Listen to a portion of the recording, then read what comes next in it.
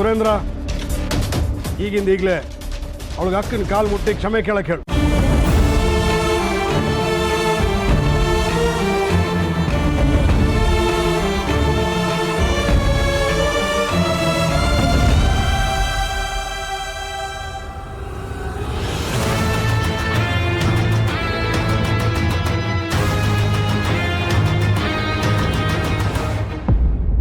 ಯಜಮಾನ್ರೆ, central minister ಜೊತೆ video conference ಇತ್ತು, ಮರ್ತಿದ್ದೀರಾ ಅನ್ಸುತ್ತೆ. ಮನೆಯವರೆಲ್ಲ ಸೀರೆ ಒಡವೆ ಪರ್ಚೇಸಿಂಗ್ ಮಾಡಾಯ್ತಲ್ಲ, ಬಿಲ್ ಸೆಟ್ಲ್ ಮಾಡಿ ಕಳಿಸ್ಬಿಡು. ಮೇಡಮ್, ನೀವೇನು ನೋಡ್ತಿದ್ದೀರಾ? ಹೊರಡಿ, ನಾನು ಬಿಲ್ ಸೆಟ್ಲ್ ಮಾಡಿ ಬರ್ತೀನಿ.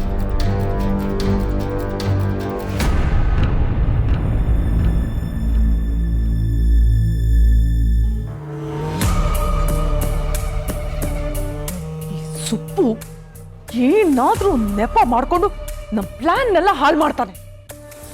ಮೊದಲು ಇವನಿಗೊಂದು ಪಾಠ ಕಲಿಸ್ಬೇಕು.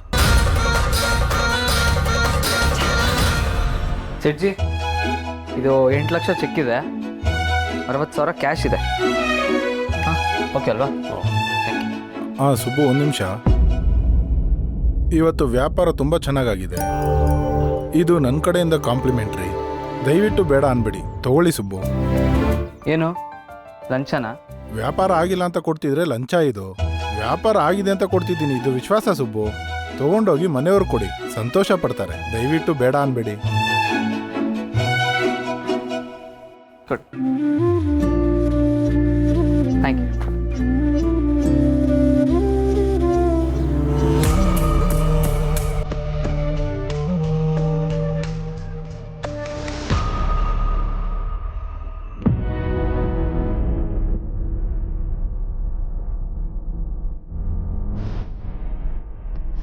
ಜೇನ್ ಗೂಡಿಗೆ ಕಲ್ಲೇಟೇನು ಹೊಸ್ತಲ್ಲ. ಕಲ್ಲೇಟ್ ಬಿತ್ತು ಅಂತ ಜೇನ್ ಮತ್ತೆ ತನ್ನ ಗೂಡನ್ನ ಕಟ್ಕೊಳ್ಳೋದು ನಿಲ್ಸೋದಿಲ್ಲ. ಅದೇ ರೀತಿ ನಿಮ್ಮ ತಂದೆ ನಿನಗೆ ಬೈಯೋದು ಹೊಸ್ತಲ್ಲ. ಅವ್ರು ಹಾಗೆ ಬೈತಾರೆ ಅಂತ ನೀನು ಅವ್ರನ್ನ ಪ್ರೀತಿಸೋದು ನಿಲ್ಸೋದಿಲ್ಲ. ಇಷ್ಟೆಲ್ಲ ಗೊತ್ತಿದ್ದು ಯಾಕಮ್ಮ ಶ್ರಾವಣಿ ಇಷ್ಟೊಂದು ಬೇಜಾರು ಮಾಡ್ಕೊಂಡಿದ್ಯಾ? ಹಾಂ, ನೆಕ್ಲೆಸ್ ಕೇಳಿದ್ದು ನಾನು, ಆದ್ರೆ ಬೈದಿದ್ದು ಶ್ರಾವಣಿ ಅಕ್ಕಂಗೆ. ಅಜ್ಜಿ ಎಷ್ಟು ಸುಳ್ಳು ಹೇಳ್ತಾರಲ್ಲ. ಪಿಂಕಿ, ಮಕ್ಕಳು ದೊಡ್ಡವ್ರ ಬಗ್ಗೆ ಹಾಗೆಲ್ಲ ಮಾತಾಡಬಾರ್ದು.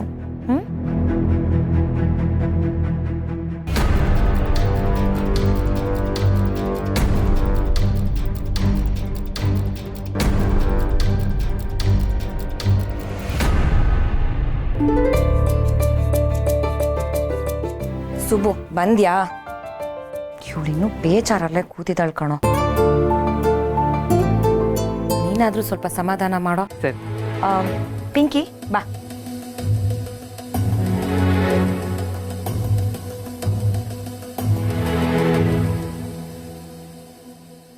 ಮೇಡಮ್ಗೆ ದುಃಖ ಆದರೆ ಸಮಾಧಾನ ಮಾಡಬೇಕು, ಖುಷಿ ಪಡೋ ವಿಚಾರಕ್ಕೆ ಸಮಾಧಾನ ಯಾಕೆ ಮಾಡಬೇಕು? ಅಪ್ಪ ನನಗ್ ಬೈದ್ರೆ ಅದು ನಿನಗೆ ಖುಷಿ ಪಡೋ ವಿಚಾರನಾ? ಯಜಮಾನ್ರು ನಿಮ್ಮ ಮೇಲೆ ಎಷ್ಟು ಪ್ರೀತಿ ಇಟ್ಟಿದ್ದಾರೆ ಅಂತ ಗೊತ್ತಾಗೋದು ಖುಷಿ ಪಡೋ ವಿಚಾರನೇ ತಾನೆ. ತಗೊಳ್ಳಿ. ಏನಿದು? ಯಜಮಾನ್ರ ಪ್ರೀತಿ. ನಿನ್ ತಲೆ ಕೆಟ್ಟಿದ್ಯಾ? ಅಪ್ಪ ಪ್ರೀತಿನ ಈ ಬಾಕ್ಸ್ ಅಲ್ಲಿ ಇಟ್ಟು ಪ್ಯಾಕ್ ಮಾಡಿ ನಿನ್ ಕೈಯಲ್ಲಿ ಕೊಟ್ಟು ಕಳ್ಸಿದ್ರ? ನೀವು ಮೊದಲು ಇದನ್ನ ತೆಗೆದು ನೋಡಿ.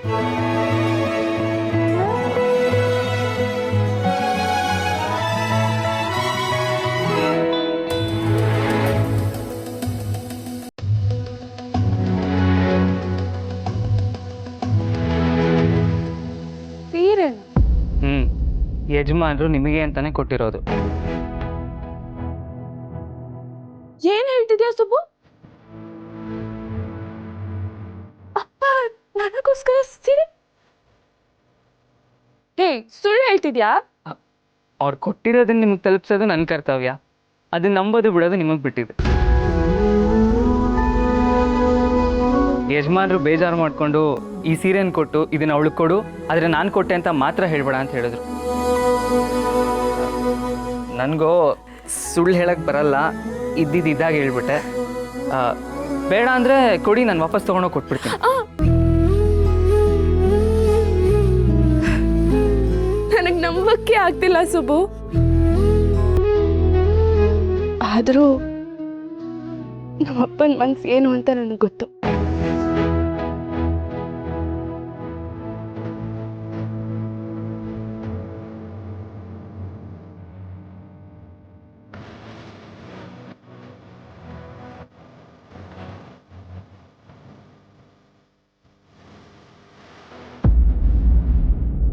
ಥ್ಯಾಂಕ್ ಯು ಅಪ್ಪ.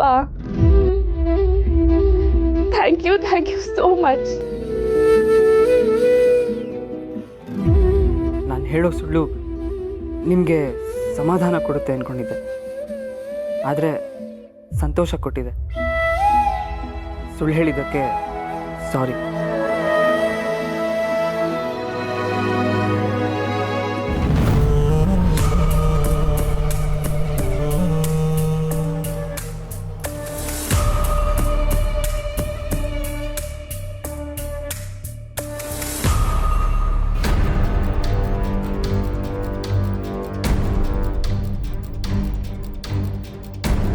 ಜವಳಿ ಅಂಗಡಿಯವನು ಅವನ ಮನೆಗೆ ಕೊಟ್ಟಿದ್ದ ಸ್ಯಾರಿನ ಇವಳಿಗೆ ತೊಗೊಂಡ್ಬಂದು ಕೊಡ್ತಿದ್ದಾನೆ.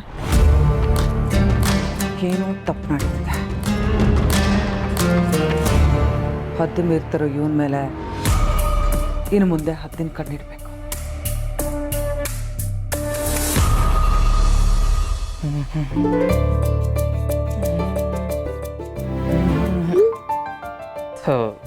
ಮತ್ತೆ ಶುರುವಾಯ್ತಪ್ಪ ಶ್ರೀವಲ್ಲಿದು. ಊಟ ತಿಂದ್ಯಾ, ಕಾಫಿ ಕುಡ್ದ್ಯಾ, ರಿಪ್ಲೈ ಮಾಡ್ದೇನೆ ಇಷ್ಟು ಮೆಸೇಜ್ ಮಾಡಿದ್ದಾಳೆ. ಇನ್ನು ರಿಪ್ಲೈ ಮಾಡಿಬಿಟ್ರೆ ಅದೆಷ್ಟು ಮೆಸೇಜ್ ಮಾಡ್ತಾಳೋ. ಅರೆ ಮೇಡಮು ಥ್ಯಾಂಕ್ಸ್ ಅಂತ ಕಳಿಸಿದ್ದಾರೆ. ಥ್ಯಾಂಕ್ಸ್ ಯಾಕೆ ಕಳಿಸಿದ್ದಾರೆ ಕೇಳ್ಬೋಣ. ಥ್ಯಾಂಕ್ಸ್ ಯಾಕೆ ಮೇಡಮ್?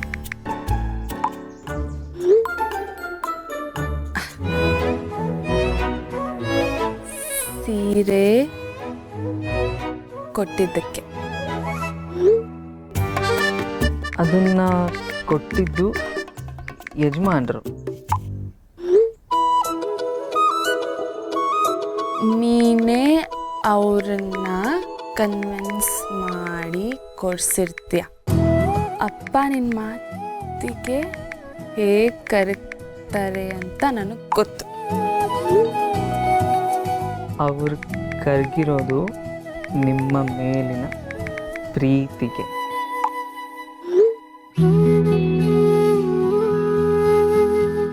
ಪ್ರೀತಿನ ಮಾತಲ್ಲಿ ಇಲ್ಲದೆ ಇರಬಹುದು, ಮನಸ್ಸಲ್ಲಿದೆ. ನಿನ್ನ ಮಾತು ನಿಜನೋ ಸುಳ್ಳೋ ಗೊತ್ತಿಲ್ಲ, ಆದರೂ ನಂಬಬೇಕು ಅನ್ನಿಸ್ತಿದೆ. ನಿಜಾನೇ ಮೇಡಮ್.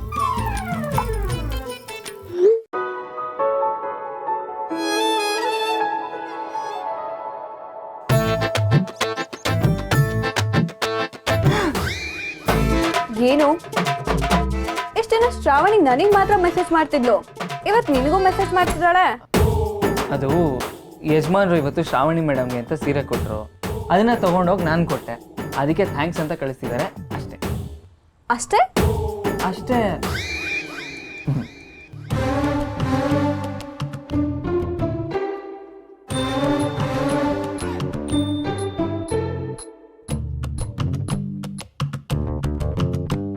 ಸುಬ್ಬು ಎದ್ದಿರ್ತಾನ. ಪ್ರತಿದಿನ ಅವನಿಗೆ ಮೆಸೇಜ್ ಮಾಡ್ತೀನಿ, ಅವನ ಕಡೆಯಿಂದಂತೂ ಒಂದು ರಿಪ್ಲೈ ಬರಲ್ಲ. ಆದರೆ ಅವನಿಗೆ ಮೆಸೇಜ್ ಮಾಡಿದೆ ನನಗೆ ನಿದ್ದೆ ಬರಲ್ಲ.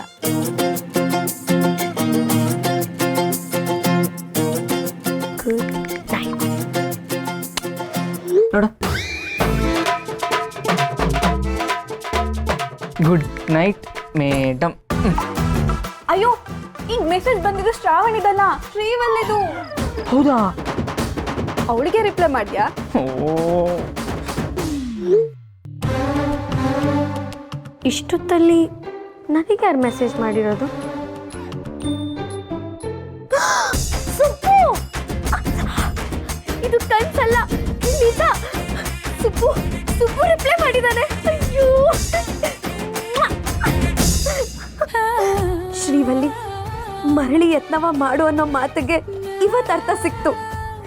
ನನ್ನ ಪ್ರೀತಿ ಅರಳಿ ಹೂವಾಗೋ ಕಾಲ ಬಂತು.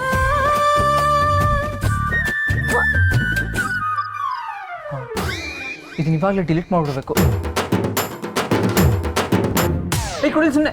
ಬಿಡು ಮಾರಯ್ಯ, ಈ ನಿನ್ ಮಿಸ್ಟರ್ಕಿಂದ ಒಬ್ರಿಗೆ ಖುಷಿ ಆಗಿರತ್ತೆ, ಅದನ್ನ ಯಾಕೆ ಹಾಳು ಮಾಡ್ತೀಯಾ? ಅಯ್ಯೋ ಅದು ಹಂಗಲ್ಲ, ನಿನ್ಗೆ ಅರ್ಥ ಆಗಲ್ಲ. ಒಂದು ನಿಮಿಷ ಕೊಡಿಲಿ. ಮಲ್ಕೋ ಸುಮ್ನೆ. ಇವತ್ತಾದ್ರೂ ಶ್ರೀವಲ್ಲಿ ನೆಮ್ಮದಿಯಿಂದ ನಿದ್ದೆ ಮಾಡ್ತಾಳೆ. ಹಂಗಲ್ಲ ವರಲಕ್ಷ್ಮಿ, ದಿನ ರಿಪ್ಲೈ ಮಾಡ್ದೇನೆ ಇಷ್ಟು ಕ್ವಾಡ್ಲೆ ಕೊಡ್ತಾ ಇದ್ಲು. ಇವಾಗ ರಿಪ್ಲೈ ಬೇರೆ ಮಾಡ್ಬಿಟ್ಟಿದ್ದೀನಿ. ಓ ಏನಪ್ಪ ಮಾಡೋದು?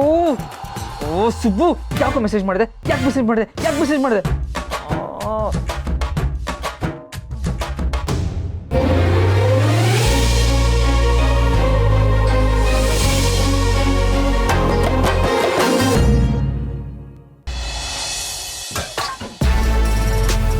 ನೀವು ಹೇಳಿದ ರೆಕಾರ್ಡ್ ಎಲ್ಲ ರೆಡಿ ಇದೆ ಮಾಡ್ರೆ, ನಿಮ್ಮ ಸೈನ್ ಆಗ್ಬೇಕಷ್ಟೇ. ಸರಿ, ಆಫೀಸ್ಗೆ ಹೋದ್ಮೇಲೆ ಸೈನ್ ಮಾಡ್ತೀನಿ. ಹಾಂ ವಿಜಯ, ನಾನೊಂದು ಇಂಪಾರ್ಟೆಂಟ್ ಕೆಲಸದ ಮೇಲೆ ಹೊರಟಿದ್ದೀನಿ. ಕ್ಷೇಮವಾಗಿ ಹೋಗಿ ಲಾಭವಾಗಿ ಬಾ. ನೀನು ಹೀಗೆ ಹಾರೈಸಿದ ಮೇಲೆ ಕ್ಷೇಮನೂ ಇರುತ್ತೆ, ಲಾಭನೂ ಇರುತ್ತೆ.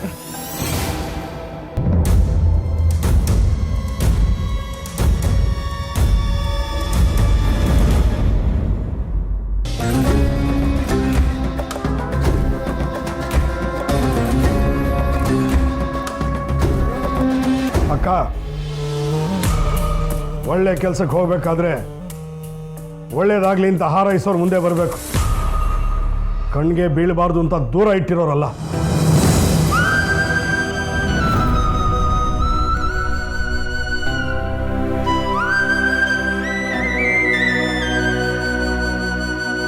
ಎಲ್ಲದಕ್ಕೂ ನೀತಿ ಮಿತಿ ಅಂತಿರುತ್ತೆ.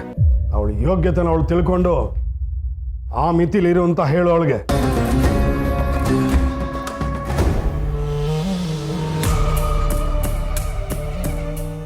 ಏನಮ್ಮ ಶ್ರಾವಣಿ ನೀನು? ಹಾ, ಅಲ್ಲ, ಮನೇಲಿರೋ ಬೆಕ್ಕು ಕೂಡ ಒಂದ್ಸಲ ಹೆದರ್ಸಿದ್ರೆ ಅದಕ್ಕೆ ಅರ್ಥ ಆಗುತ್ತೆ. ನಿನಗೆ ಇಷ್ಟು ಸಲ ಹೇಳಿದ್ರು ಅರ್ಥ ಆಗ್ತಿಲ್ವಲ್ಲ? ನೀನು ಇವನು ಎದುರುಗಡೆ ಬರೋದು, ಅವನ ಮನ್ಸಿಗೆ ಬೇಜಾರು ಮಾಡ್ಕೊಳ್ಳೋದು, ಇದೆಲ್ಲ ಯಾಕೆ? ನೋಡು, ಇವತ್ತು ಹೊರಡ್ಬೇಕಾದ್ರೆ ನಿನ್ನ ಮುಖ ನೋಡಿದಾನೆ.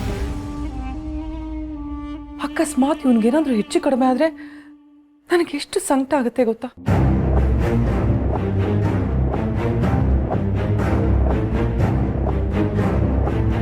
ಯಜಮಾನ್ರೆ, ಮೀಟಿಂಗಿಗೆ ಲೇಟ್ ಆಗ್ತಿದೆ. ಅಕ್ಕ, ಈ ಮನೆಯಲ್ಲಾಗಲಿ ನನ್ನ ಬದುಕಲ್ಲಾಗಲಿ ಯಾರನ್ನ ಎಲ್ಲೆಲ್ಲಿ ಇಟ್ಟಿರ್ತೀನೋ ಅಲ್ಲಲ್ಲೇ ಇರಬೇಕು. ಅರ್ಥ ಆಗೋಗಿ ಹೇಳೋಳಿಗೆ. ಯಜಮಾನ್ರೆ, ಹೊರಡೋಣ.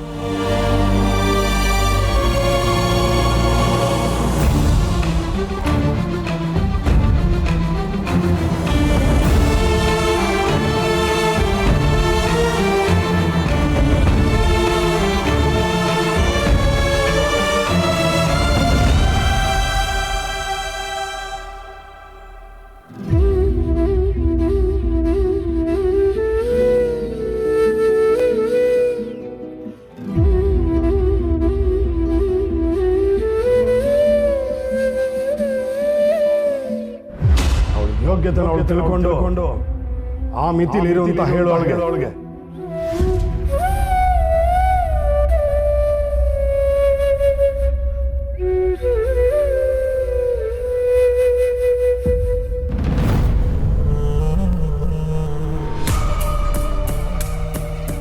ಈ ಮನೆಗೆ ನೀನು ಅಪಶಕ್ನ ಅಂತ ಗೊತ್ತು ತಾನೆ? ಎಷ್ಟು ಹೇಳಿದ್ರು ನಿನಗೆ ಅರ್ಥ ಆಗಲ್ಲ. ಅವನಿವತ್ತು ನಿನ್ನ ಮುಖ ನೋಡ್ಕೊಂಡು ಹೋಗಿದ್ದಾನೆ. ಹಾ, ಅವನಿಗದೇನು ಕಾದಿದೆಯೋ ಏನೋ.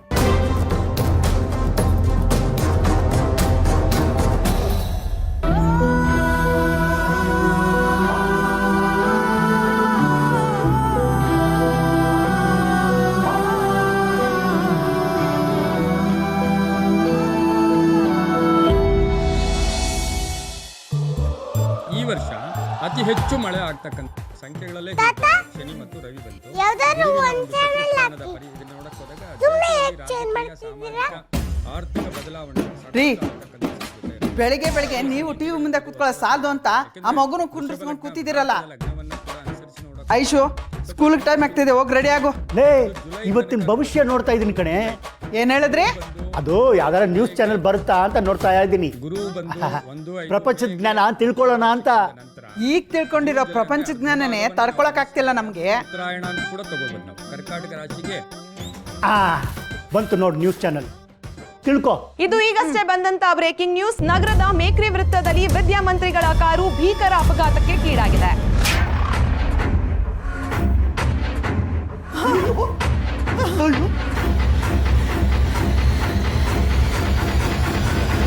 ಇನ್ನು ವೀರೇಂದ್ರ ಸರ್ ದೇಸಾಯಿಗಳ ಜೊತೆ ಅವರ ಆಪ್ತ ಸಹಾಯಕ ಇದ್ದರು ಎಂದು ತಿಳಿದು ಬಂದಿದೆ. ಅಮ್ಮ ಅಕ್ಕ ಎಲ್ರು ಬನ್ನಿ ಇಲ್ಲಿ. ಏನ್ ಪುಟಿ, ಏನಾಯ್ತು ಅಪ್ಪನಿಗೆ? ಇನ್ನು ಹತ್ತಿರದ ಆಸ್ಪತ್ರೆಗೆ ಅವರನ್ನ ದಾಖಲಿಸಲಾಗಿದ್ದು ವೈದ್ಯರು ಅವರ ಪರಿಸ್ಥಿತಿ ಬಗ್ಗೆ ಇನ್ನೂ ಯಾವುದೇ ಮಾಹಿತಿ ನೀಡಿಲ್ಲ. ಇನ್ನು ವೀರೇಂದ್ರ ಸರ್ ದೇಸಾಯಿಗಳ ಜೊತೆ ಅವರ ಆಪ್ತ ಸಹಾಯಕ ಇದ್ದರು ಎಂದು ತಿಳಿದು ಬಂದಿದೆ. ವಿದ್ಯಾಮಂತ್ರಿಗಳು ಆಪ್ತ ಸಹಾಯಕರಂದ್ರೆ ಅಯ್ಯೋ ಸುಬ್ರಹ್ಮಣ್ಯ, ಅಯ್ಯೋ ಏನೇ ನೋಡ್ತಿದ್ಯಾ? ಫೋನ್ ಮಾಡಿ. ಅಯ್ಯಯ್ಯೋ ಮಾಡ್ತೇನೆ. ಇರು ಸುರೇಂದ್ರ, ಏನ್ ನಡೀತಿದ್ಯೋ? ಅವ್ನ್ಗೇನಾಗಿದೆ? ಫೋನ್ ಮಾಡಿ ತಿಳ್ಕೊ.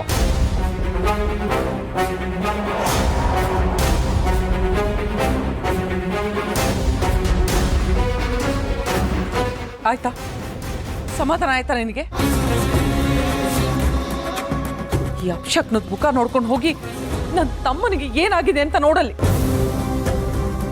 ಅದಕ್ಕೆ ಮೊದಲು ಭಾವನ್ಗೆ ಏನಾಗಿದೆ ಅಂತ ತಿಳ್ಕೊಳ್ಳೋಣ ಇರಿ. ಮಾವ ಏನಾಯ್ತಂತೆ? ಕನೆಕ್ಟ್ ಆಗ್ತಿಲ್ಲಮ್ಮ, ಟ್ರೈ ಮಾಡ್ತೀನಿ.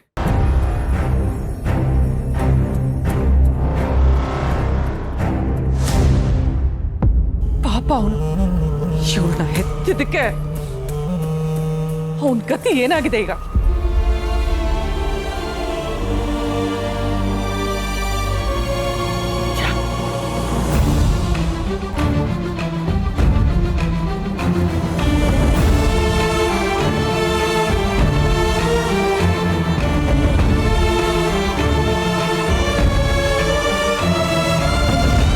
ಸುರೇಂದ್ರ ಫೋನ್ ಮಾಡ್ತಿದ್ಯಾ? ಲೈನ್ ಸಿಗ್ತಾ ಏನಾಗ್ತಿದೆ ಅಂತ ಗೊತ್ತಾಗ್ತಿದ್ಯಾ?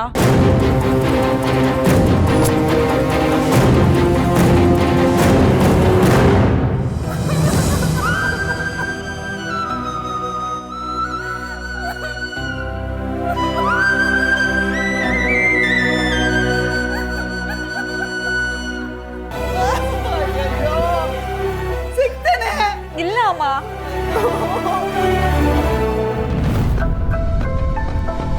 ಹಲೋ ಹಲೋ ಅಣ್ಣ. ಕೊಡಲಿ ಫೋನ್ ಕೊಡೆ. ಸುಬ್ರಹ್ಮಣ್ಯ ಎಲ್ಲಪ್ಪ ಇದೆಯಾ? ಏನಾಯ್ತು? ನಿನಗೇನು ಆಗಿಲ್ಲ ತಾನೆ? ಅಯ್ಯೋ ನನ್ಗೇನಾಗಿಲ್ಲಮ್ಮ. ಕೊಡಿಲಿ ಕೊಡೆ. ಏನಾಯ್ತು? ಟಿವಿಯಲ್ಲಿ ಆಕ್ಸಿಡೆಂಟ್ ಆಗಿದೆ ಅಂತ ಬರ್ತಾ ಇದೆಯಲ್ಲೋ, ಎಲ್ಲಿದ್ಯೋ? ಅಪ್ಪ ನಾನು ಹಾಸ್ಪಿಟಲ್ ಇದ್ದೀನಿ. ಹಾಸ್ಪಿಟ್ಲ? ಅಯ್ಯಯ್ಯೋ ದೇವ್ರೇ. ಅಣ್ಣ ಹೇಗಿದ್ಯಾ? ನಾನು ಚೆನ್ನಾಗೇ ಇದ್ದೀನಿ, ಯಾರು ಏನು ಭಯಪಡೋಂಥ ವಿಷಯ ಇಲ್ಲ.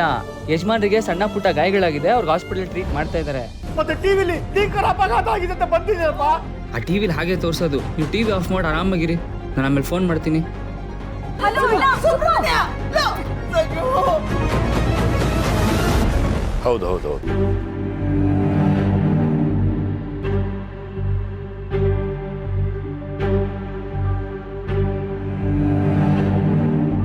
ಇಲ್ಲಾಂದ್ರೆ ಅವ್ರು ಬಂದ್ಮೇಲೆ ಅವ್ರ ಕೆಲ ಕಾಲ್ ಮಾಡಿಸ್ಲಾ? ಸರಿನಾ? ಸರಿ ಸರಿ, ಓಕೆ ಓಕೆ. ರೀ ಎಲ್ಲಿದ್ದಾರಂತೆ? ಹೊರಟಿದಾರಂತೆ, ಇನ್ನೇನು ಅಂದ್ಬಿಡ್ತಾರೆ. 1000 ಸಲ ನನ್ನ ತಮ್ಮನ ಎದುರುಗಡೆ ಬರಬೇಡ ಅಂತ ಹೇಳ್ತೀನಿ. ನೀನು ಹುಟ್ಟಿದ್ದಕ್ಕೆ ಅವನ ಜೀವನದಲ್ಲಿ ನೆಮ್ಮದಿನೇ ಇಲ್ಲ. ಇವತ್ತು ಎದುರುಗಡೆ ಬಂದಿದ್ದಕ್ಕೆ ಅವನ ಜೀವನ ಕಳ್ಕೊಳ್ಳೋ ಹಾಗಾಗಿದೆ. ಅದಕ್ಕೆ ಪಾಪ ಅವಳು ಬೇಕು ಅಂತ ಹಾಗೆ ಮಾಡಿದ್ದಲ್ಲ, ಅವಳಿಗೂ ಬೇಜಾರಾಗಿದೆ. ಅತ್ತೆ, ಅಮ್ಮ ಮಾವನ್ನ ತಾಯಿಗಿಂತ ಹೆಚ್ಚಾಗಿ ನೋಡ್ಕೊಂಡಿದ್ದಾರೆ. ಮಾವಂಗೇನಾದ್ರೂ ಆದ್ರೆ ಈ ಮನೇಲಿ ಎಲ್ಲರಿಗಿಂತ ಹೆಚ್ಚಿಗೆ ನೋವಾಗೋದು ಅಮ್ಮಂಗೇನೆ.